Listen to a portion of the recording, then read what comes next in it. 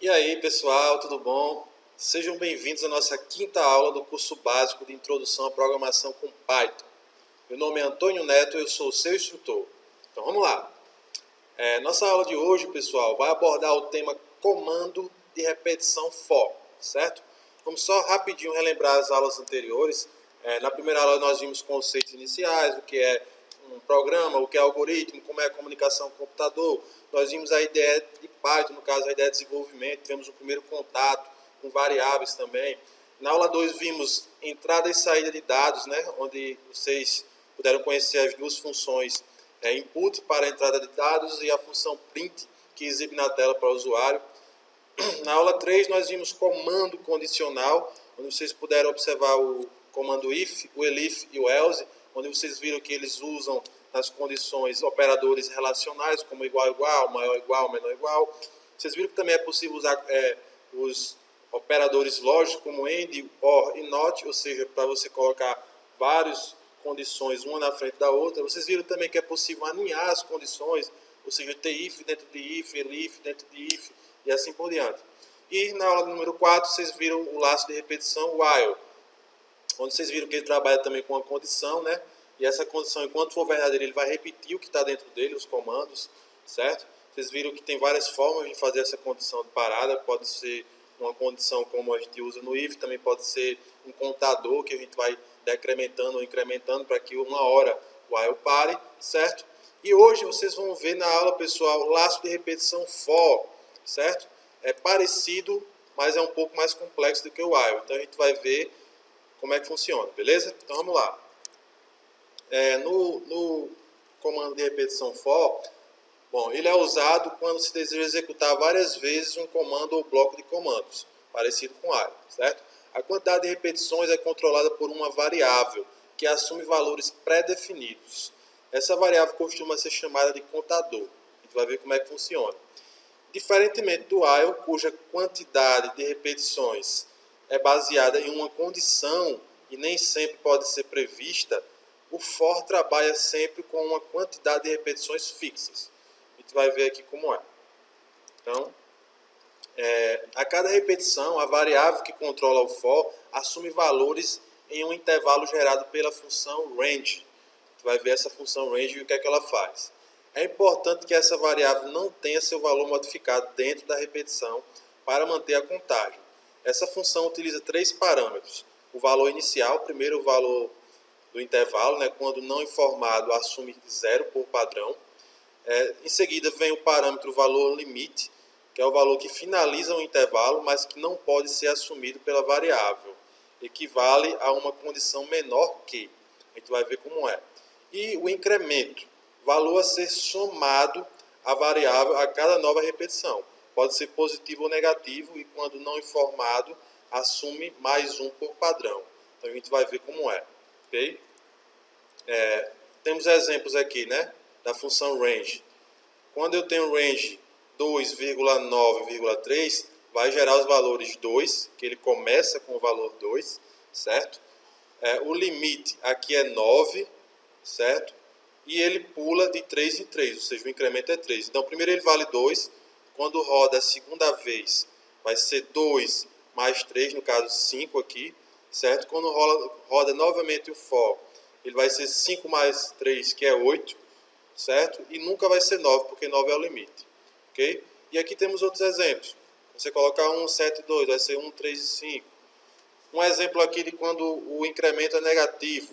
Então, primeiro ele vai começar com um valor maior e o limite vai ser menor do que o início. Tem que ser quando é incrementando negativamente, certo? Então, ele começa com 10 e vai decrementando de 2 em 2. E o limite vai ser 4. No caso, ele chega até 3 no máximo, beleza? Então, da mesma forma, são os demais aqui. Se eu colocar só um valor, 5, ele vai crer que o início é 0, certo? E o incremento vai ser mais 1. Então, vai ser 0, 1, 2, 3, 4. Não chega no limite que é 5. Se colocar 2, da mesma forma, e assim por diante. Beleza? Se colocar só o valor negativo, ele não vai gerar valor algum, vai dar erro. Beleza? Então, vamos lá, vamos dar continuidade. Bom, então, dando continuidade, aqui está mostrando como é a estrutura do for, né? Temos aqui for, A variável, você pode dar o nome que você quiser aqui. Geralmente a gente usa i, né, apenas uma letra, mas você pode botar qualquer nome, é uma variável. O in e o range, certo? Então o range está recebendo 3 parâmetros.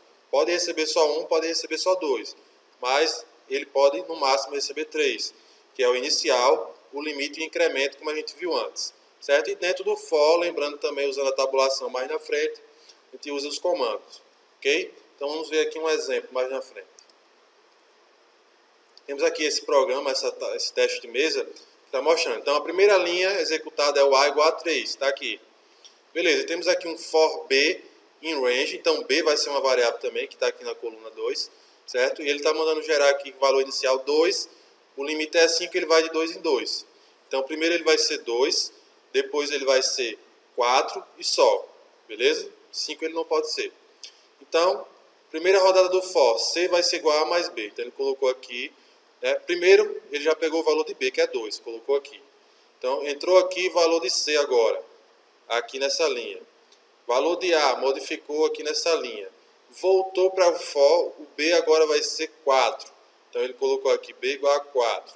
Modificou novamente o valor de C, modificou novamente o valor de A e ele já não vai mais rodar no for. Então ele vem aqui para a última linha do programa, modificando o valor de B. Beleza? Temos mais exemplos aqui, quando você está usando o for, você pode usar o print dentro também do for, certo? Sem problema algum, né? Temos aqui também um outro exemplo, onde você está usando comando condicional dentro do for, também da mesma forma que você usa no while, pode usar perfeitamente, certo? Aqui ele está mostrando um exemplo decrementando, ou seja, primeiro o C vai valer 8, como está aqui, certo? E depois ele vai decrementando de 1 em 1. No caso, primeiro valeu 8, depois vai valer 7, depois vai valer 6 e assim por diante. Okay? Temos mais exemplos aqui de teste de mesa, onde temos um for dentro de outro for, funciona da mesma forma que o while, você pode ter, né, no caso o for dentro de outro for. Lembrando que as variáveis não podem ser iguais, certo? Tem que ser diferentes, porque senão provavelmente seu programa vai ficar errado. Lembrando que quando ele entra no primeiro for, ele vai executar o segundo for todo, aí volta para o primeiro for, se ainda for rodar, ele executa novamente o segundo for todo, para depois voltar para esse for e assim por diante, até o primeiro for terminar. Ok? Então vocês podem fazer esse teste mesmo aí que vocês vão ver como funciona. E agora vamos programar, beleza? Então escreva um programa que receba como entrada 50 números informados pelo usuário, e informe quais deles são múltiplos de 3. Ok? Então o que deverá ser feito para cada número? A gente precisa saber se ele é múltiplo de 3. Como repetir essas ações para 50 números? A gente vai usar um for. E como uma variável poderá ser usada para controlar essa repetição? Nós vamos ver agora.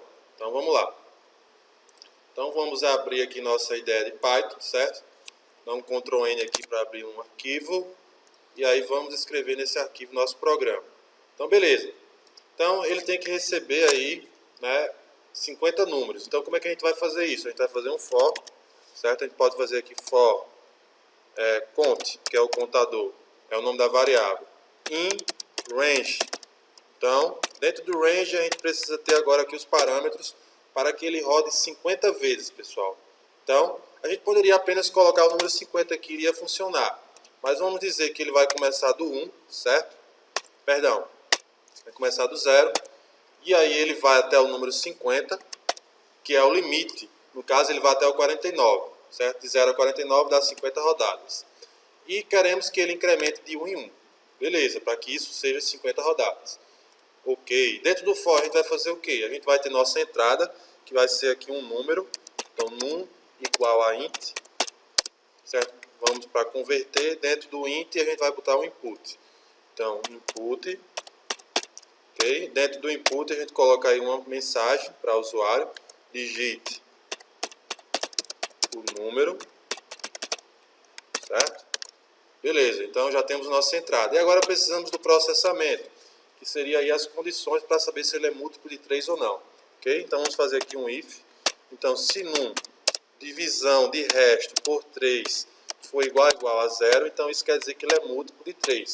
Então a gente pega aqui e faz um print, certo? E a gente diz no print é múltiplo, certo? é múltiplo de 3. Beleza. Então, e se não for múltiplo de 3? Então a gente coloca aqui um else, né? Caso contrário, se ele não é múltiplo de 3, a gente vai dizer que não é múltiplo de 3. Então, um Ctrl C aqui, um Ctrl V para agilizar. Então, eu boto aqui, não é múltiplo de 3. Beleza. Só que aí, vamos colocar aqui um print só para dizer que encerrou o programa, certo? Então, fim do programa. Beleza. Só para a gente saber que o programa terminou. Eu não vou executar com o número 50, porque senão vai ficar muito longo. Então, vou botar aqui apenas 3 rodadas, certo? Modifiquei aqui para 3, só para a gente testar. Então, vamos dar aqui um F5, ok? Ele vai mandar salvar. Vou botar aqui aula 5. Vamos salvar. E aí, quando ele executar, ele vai pedir aqui, digita o número. Eu vou colocar aqui 1. Então, 1 não é múltiplo de 3. Vou colocar aqui 3. É múltiplo de 3. Vou colocar aqui 9. Também é múltiplo de 3. E o programa chegou ao fim. Então, funcionou perfeitamente, pessoal. Vocês viram que rodou aqui 3 vezes. Se tivesse lá 50, ia rodar 50 vezes. Então, vocês viram aí como é que funciona o for. Beleza? Então, vamos voltar aqui para o slide. Vamos ver se tem mais alguma coisa. Está aqui a solução, né, que ele propôs aqui no slide. Vocês podem observar que está bem parecido com o meu, certo? Vamos adiantar aqui.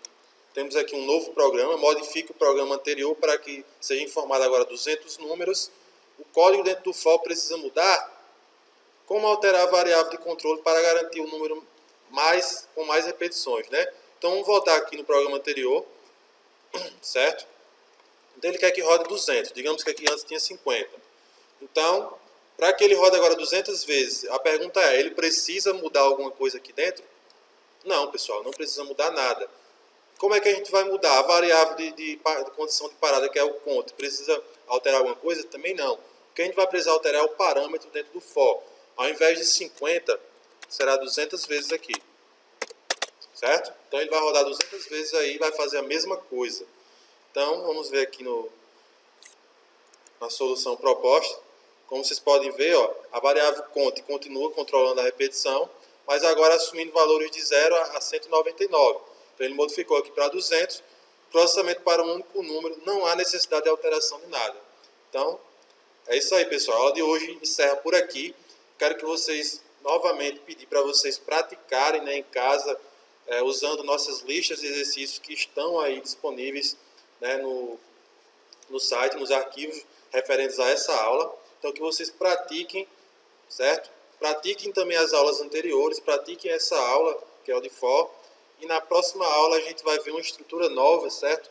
Que é a estrutura de listas. E a gente vai poder trabalhar com listas, com for e com tudo que a gente aprendeu antes. Beleza? Então é isso aí. Até a próxima aula. Valeu, pessoal. Tchau, tchau.